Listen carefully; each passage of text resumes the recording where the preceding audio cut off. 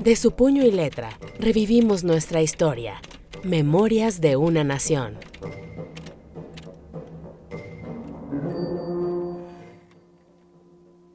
La realidad viene a mi mente como una imagen que debe perdurar, con sus accidentes, virtudes y caudillos. Mucha sangre corría en nuestra revolución y muchos resentimientos se ventilaban en ella. Mientras la capital se encontraba despoblada y la oscuridad y el silencio formaban un solo cuerpo, aparecieron los hombres del zapatismo. Mucho se había oído ya del levantamiento del sur. Mi madre estaba aterrada y escondía a mis hermanas de los violadores. La prensa los vendía como violadores, asesinos y crueles. Vaya sorpresa, mi hermano y yo nos los topamos en la calle. No fue una aparición alegre. Traían cuerpos y almas encogidas, agazapadas.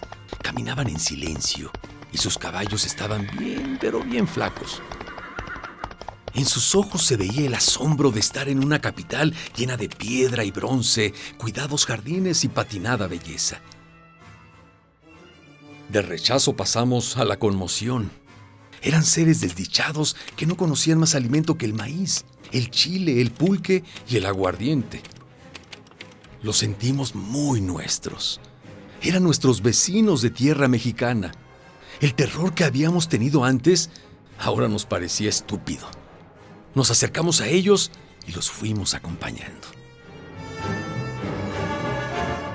En la misma esquina que una vez vimos a don Porfirio y don Venustiano, ahora nos encontrábamos a un delgado pero imponente don Emiliano.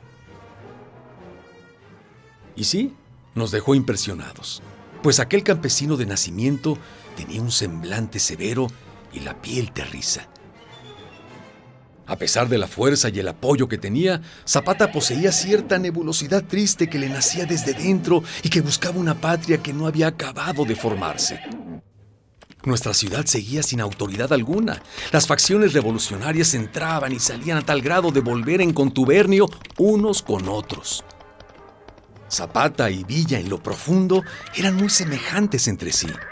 Aunque las dos secciones parecían gente de patrias, razas y fortunas distintas, estaban hermanados en fortuita componenda. El valor de don Emiliano por defender a los campesinos fue siempre su estandarte. Después de esos años, me di cuenta que la bondad, la inteligencia y la nobleza pueden ocupar todo el recinto del alma de la gente nacida en la miseria. La historia seguía sucediéndose página a página. Zapata y su gente es un episodio que se me quedó tatuado en el corazón. Su figura e ideal alimentó mi ímpetu por continuar con estas memorias de una nación.